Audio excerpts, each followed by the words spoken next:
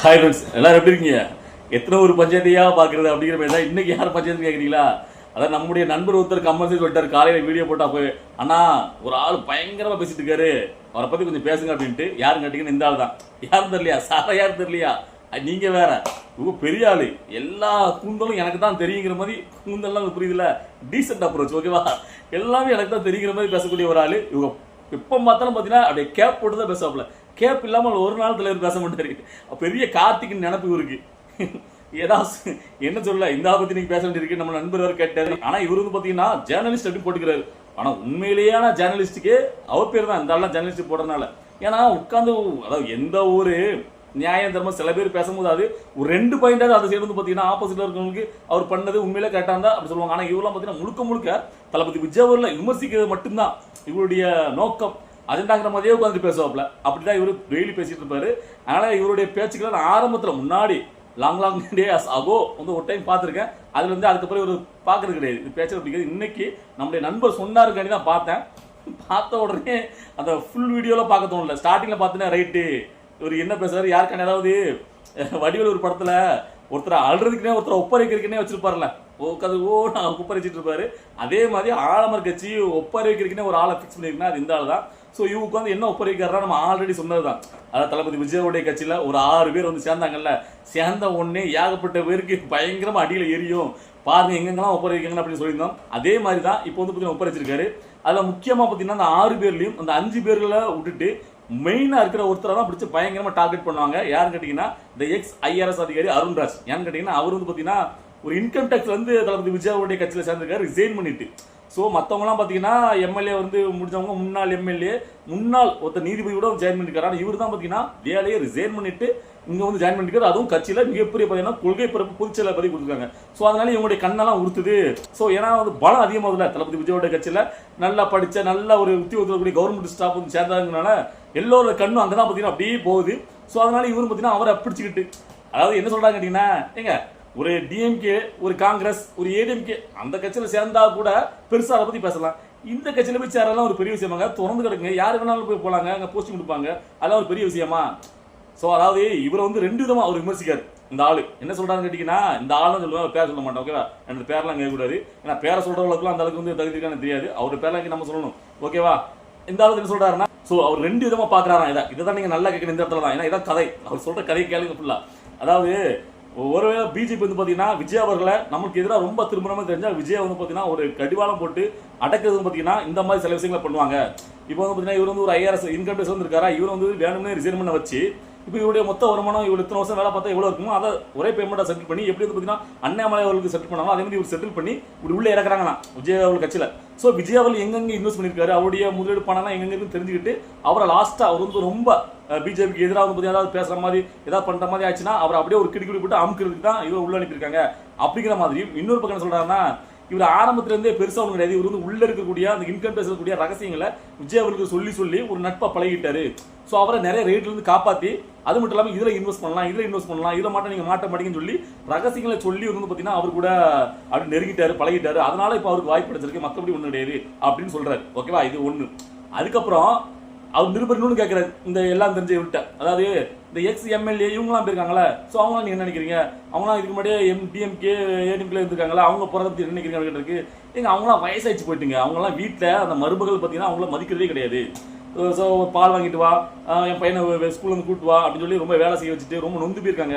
எங்கேயாவது அனாதாசிரமத்துக்கு போயிடலாமா அப்படின்னு யோசிச்சுட்டு இருக்கவங்கள இந்த கட்சியிலேருந்து கூப்பிட்டோன்னா அங்கே போகிறதுக்கு இந்த அனாதாசிரமம் போயிடலாம் அப்படின்னு தான் விஜய் கட்சியில் போய் சேர்ந்துருக்காங்க அப்படின்னு ரொம்ப நக்கலாக பேசுகிறாங்க. இதை பார்க்கும்போது நமக்கு எடுத்துருந்தா, நீயே வந்து பார்த்தீங்கன்னா வெந்ததை தின்னுட்டு, அதாவது 200 காசுக்காண்டி கூப்பிட்டு இருக்க, நீ இதெல்லாம் பேசலாமா? ஸோ எனக்கு அப்படிதான் தோணுச்சு, வேற ஒன்றும் தவறாக பேசல. இதெல்லாம் பேசலாமா தாங்கள்? ஏன்னு கேட்டிங்கன்னா நான் மரியாதையாக பேசணும்ல, அவர் ஜேர்னலிஸ்ட் அப்படின்னு போட்டுருக்காங்க, அதனால சொல்கிறேன். அதாவது இன்னைக்கு ஒரு ஒன்று தெரியல, அதாவது இன்னைக்கு காலையில் தான் நீங்கள் இப்படிலாம் ஒவ்வொருத்தரும் உட்காந்துக்கிட்டு சோசியல் மீடியாவில் உட்காந்துக்கிட்டு, அதாவது யாருக்குனே கதை விட்டானுங்க. அதாவது பார்த்தீங்கன்னா அவருடைய ரைடில் வந்து பார்த்தீங்கன்னா இவர் விஜயோட வீட்டில் ஒரு நாள் ரைடு நடந்துச்சுல, அதில் கலந்துக்கிட்டவரே இவர் தான் ஒரு ஃபோட்டோவெல்லாம் தூக்கி மட்டும் காமிச்சானுங்க. அதை நம்ம நேற்றைய வீடியோ சொல்லிட்டோம். அது வந்து சேகரெட்டி வீட்டில் நடந்தது, அங்கே போன இதில் உள்ளது. அது மட்டும் இல்லாமல் அதாவது விஜயோட வீட்டில் ரைடு நடந்தது உண்மை தான், அங்கே இவர் கலந்துக்கல அப்படின்னு நம்ம யாருனே சொல்லிட்டோம். ஸோ இப்போ இதே தான் இவர் முன்வைக்காரு. ஆனால் இவருக்கு பாவம் தெரியல, ஏன்னா இப்படி எல்லாருமே உட்காந்து நீங்க சோசியல் மீடியாவில் உட்காந்துட்டு இப்படி யூடியூப்ல உட்காந்துட்டு இந்த மாதிரி அரசியல் ஞானிகள் எல்லாமே கதறுவீங்கன்னு தெரிஞ்சுதான். ஸோ இன்னைக்கு காலையிலே அருண்ராஜ் எக்ஸ் ஐஆர்எஸ் அவர்கள் விகடன் யூடியூப் சேனலுக்கு ஒரு முழுநீள ஒரு பேட்டி கொடுத்தாரு. நான் ஏன் இந்த பதவியை ரிசைன் பண்ணிட்டு ஏன் வந்து நான் விஜயோட கட்சியில் சேர்ந்தேன், எதுக்காக நான் வந்து யாருக்குனாவே எனக்கு வந்து பார்த்தீங்கன்னா உள்ள வந்து பார்த்தீங்கன்னா அந்த மக்களுக்கு ஏதாவது பண்ணுங்க ஒரு ஆசை இருந்துச்சு. ஆல்ரெடி ஒரு முதலாக அருண்ராஜ் அவர்கள் மெடிக்கல் ஃபீல்டில் தான் இருக்கு. ஸோ அதுக்கப்புறம் தான் யூபிஎஸ்சி நம்ம எக்ஸாம் எழுதி அதுக்கப்புறம் தான் பார்த்தீங்கன்னா இன்கம் டேக்ஸில் போயிருக்காரு. ஸோ அதுக்கப்புறம் மெயினாக வந்து பார்த்தீங்கன்னா ஒரு கொள்கை பிடிப்போட விஜயோட கட்சி இருக்குது. ஸோ நம்மளை சேரணும் நினச்சதுனால தான் ஆசைப்பட்டு நாங்கள் ரிசைன் பண்ணிட்டு நாங்கள் போய் சேர்ந்துருக்கேன் அப்படிங்கிறது. அது அவருடைய ஆசை. இப்போ வந்து பார்த்தீங்கன்னா அண்ணாமலை அவருக்கு ஒரு பொலிட்டிக்கல் ஆசை வந்துச்சுல, அதே மாதிரி இப்போ சாதாரண ஒரு போஸ்டிங் கொடுக்கல, ஒரு பொதுச் செயலாளர் போஸ்டிங் போது அவர் விருப்பப்பட்டு போயிருக்காரு. ஸோ அவர் ஒன்றும் சாதாரண ஒரு பேக்ரவுண்ட் வரல, ஆல்ரெடி அவங்க அம்மா அப்பெல்லாம் வந்து வெல் செட்டில்டா. ஸோ அதுல வந்து இவரு படிச்சு மேலே வந்திருக்காரு. அதுக்கப்புறம் ஒரு குறிப்பிட்ட வயசுக்கு அப்புறம் நம்ம ஒரு கட்சி ரீதியாக சேரணும், ஒரு போஸ்டிங் வேணும், ஒரு ஆசை வந்திருக்கு, அதனால வேலையை விட்டு சேர்ந்துருக்கு. ஆனா இதை வந்துட்டு இங்க உள்ள தற்கொலைகள்லாம், ஏன்னா இந்த தற்கொலைகள்லாம் இப்படி கதரும் தெரிஞ்சு, ஆனால் ஒரு நல்ல மனுஷன் காலையிலேயே ஒரு யூடியூப் சேனல்ல முழு நிலமா ஒரு வீடியோ கொடுத்தாரு. இவர் பார்க்கணும், அதை போய் பார்க்க சொல்லிட்டோம். அதில் ஹைலைட்டாக 2-3 வார்த்தைகள் சொன்னார் இவர் வந்து. அதுதான் பெரிய இது என்ன கேட்டிங்கன்னா, அதாவது அவங்க நிருபர் கேட்குறாரு, அதை கேட்டிங்கன்னா இவ்வளோ கட்சிகள் இருக்கும்போது ஏன் வந்து விஜய் கட்சியில் சேர்றாங்க அப்படின்ட்டு. அது சொல்கிறார். இவர் வந்து பார்த்தீங்கன்னா டிஎம்கே, ஏடிஎம்கே, காங்கிரஸ் இந்த மாதிரி கட்சிகளை சேர்ந்தாங்க அப்படின்னா அது வந்து பார்த்தீங்கன்னா ஒரு பெரிய இதை சொல்லலாம். இது போறவரெல்லாம் சேரலாம், போக்கத்து போன கட்சி இதில் சேரலாம் என்ன ஒரு விஷயம் இருக்கு. அதாவது ஒரு எக்ஸாம்பிள் சொல்கிறேன்னே, ஒரு புரோட்டா மாஸ்டர் இருக்காருன்னா ஒரு சின்ன கடையில் நீங்கள் வந்து பார்த்தீங்கன்னா ஒரு புரோட்டா தெரிஞ்சவன் போன உடனே அவன் புரோட்டா மாஸ்டர் சேர்த்துருவாங்க. இதே 5 பெரிய ஹோட்டலில் போனால் அப்படி மாஸ்டர் சேர்ப்பாங்களா? முடியாது இல்லை. ஸோ அதே மாதிரி தான் இந்த கட்சி வந்து யார் வேணாலும் போய்க்கலாம், திறந்து கிடைக்கு, அதனால யார் வேணாலும் உள்ள போனால் சேர்த்துக்கிறாங்க. இதெல்லாம் ஒரு பெரிய விஷயமா அப்படிங்கிறாங்க. ஸோ இதை கேட்டோன்னு எனக்கு தோணுச்சுன்னா, ஐயோ நீ புரோட்டா கடைக்கு பெருக்கே இல்லையா, புரோட்டா மாஸ்டர்னா உனக்கு சின்ன கடை தான், அவளை இலக்காரம் போயிட்டுனேன். எந்த ஊர்லயா புரோட்டா கடையில் போன உடனே அவனை வந்து புரோட்டா மாஸ்டர் ஆக்குவான்? ஐயோ நல்லா தெரிஞ்சுக்க, எங்கேயுமே அந்த வேலை தெரிஞ்சாதான் உன்னை வந்து புரோட்டா மாஸ்டரே சேர்ப்பாங்க. வேலை தெரியாம நீங்களாம் கம்பு சுத்த முடியாது. புரோட்டா போடுறதுனா உனக்கு அவ்வளோ ஈஸியாக போச்சுன்னா, ஒரு நாள் நீ போய்ட்டு ஒரு புரோட்டா போட்டு தட்டிப்பாரு, தெரியும் உனக்கு அதோட கஷ்டம் என்னண்டு. வேலை தெரியாம சரக்கு இல்லாமல் எங்கேயுமே சேர்க்க மாட்டாங்க, அது போல தெரியும். அதாவது வெந்ததை தின்ட்டு வெட்டி பேச்சு பேசுகிற இப்போ இருந்தாலுமே ஆள்னா என்ன வேணா, அதை பற்றி எங்கே வேணா வந்துட்டு யாரை வேணா விமர்சனம் பண்ணலாம். இறங்கி ஒரு வேலை செஞ்சால் தான் அந்த வேலையோடைய அந்த கஷ்டம் எனக்கு தெரியும். அசால்ட்டாக சொல்லிட்டாரு. அதாவது 5 ஹோட்டலோட புரோட்டாவோட சாதாரண கடையில் இருக்கிற புரோட்டா தான் டேஸ்ட்டாக இருக்கும். உனக்கு எங்கேயா தெரியும். அதுக்கப்புறம் இன்னொன்று பார்த்தீங்கன்னா பிஜேபி வந்து பார்த்தீங்கன்னா அவர் அனுப்பியிருக்கான், இயக்கியிருக்கான். என்னையா இது, இவ்வளோ நாள் தான் பிஜேபியோட பி டீம் அவர் வந்து விஜய் வந்து சங்கின்னு கதறினீங்க. இப்போ என்ன திட்டினாப்புல பிஜேபி, அப்புறம் சங்கியா இருந்துச்சுன்னா எதுக்கு பிஜேபி வந்து பார்த்தீங்கன்னா ஒரு கையால் உள்ள இறக்க போகுது? இல்லை இதே கான்ட்ரவர்சியா இல்லையா, அவங்க கதலுக்கு சம்மந்தமே இல்லையே. என்னையா இது, ஒழுங்கா போய் யோசிச்சு வையா. 200 ரூபாய்க்கு இப்படி மாற்றி பேசலாமா? என்ன இது, உங்க கட்சியே ஆல்ரெடி என்ன உட்காந்து கதறிட்டு இருக்காங்க. உங்க கட்சியில இருக்க எல்லாருமே விஜய் வந்து பிஜேபி பிடிஎம் அப்படி தானே கதறிட்டு இருக்காங்க. நீங்க அப்படி தானே கதறணும். அதை விட்டுட்டு பிஜேபியை வந்து பார்த்தீங்கன்னா ஒரு ஆளை இறக்கிருக்குன்னா சம்மந்தமே இல்லாம இருக்கு. ஸோ இந்த ஆளுக்கே தெரியல, கன்ஃபியூஸ் ஆயிட்டாரு மாப்பிள்ள, என்ன சொல்லனே தெரியாம ஏதாவது நம்ம குறை சொல்லணும், அதனால பிடிச்சிட்டாரு. இதுல யாரு, அதாவது சந்தான ஒரு படத்துல சண்டைக்கே வராது ஒரு பெண், அவங்கள கட்டி பிடிச்சிட்டு நான் சண்டைக்கே வரலையா நீதாமா பாக்குறதுக்கு. அதே மாதிரி தளபதி விஜய் அவர்களே விமர்சனம் பண்ணணும், அவ்வளவுதான். அது ஏதாவது ஒன்று சொல்லணும். என்ன சொல்றோம், இதுக்கு முன்னாடி நம்ம என்ன பேசியிருந்தாலும் மறந்து போச்சு. ஸோ இப்போ வந்து பார்த்தீங்கன்னா விஜய் அவர்கள் விமர்சனம் பண்ணணும், அதுக்கு என்ன அப்படின்னு அடிச்சு விடுறது. என்னத்த சொல்ல, இப்படிதாங்க. அதுக்கப்புறம் இந்த எம்எல்ஏக்கெல்லாம் வீட்டில் இருக்க முடியாம அனாதாசிரமத்துக்கு போறது போயெல்லாம் விஜயோட கட்சியில் சேர்ந்துக்கான்னு சொன்னார்ல.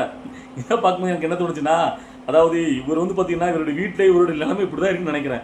ஸோ அதனால தான் பார்த்தீங்கன்னா வீட்டிலே இருக்க முடியாமல் இப்படி வந்து பார்த்தீங்கன்னா எங்கேயாவது வந்து பார்த்தீங்கன்னா ஒரு 200 ரூபா கொடுக்காந்து உட்காந்துட்டு அப்படியே ஏதாவது வெட்டி பேச்சு பேசுறதா இந்த ஆள் வழக்கமாக கொண்டுட்டு இருக்காரு. ஸோ அதனால இந்த ஆள் பேசுறதெல்லாம் பெருசாக எடுத்து நம்ம விமர்சனம் பண்ணுறதுக்கு ஒன்றுமே இல்லை. ஸோ அதனால இதோட முடிச்சுக்கலாம் நினைக்கிறேன். ஸோ இதை பார்க்கும்போது உங்களுக்கு என்ன தோணுது அப்படிங்கிறத உங்களுடைய கருத்துக்களை கமெண்ட்ல பதிவு பண்ணுங்க. நான் ரிப்ளை பண்ண தயாராக இருக்கேன். பாய்.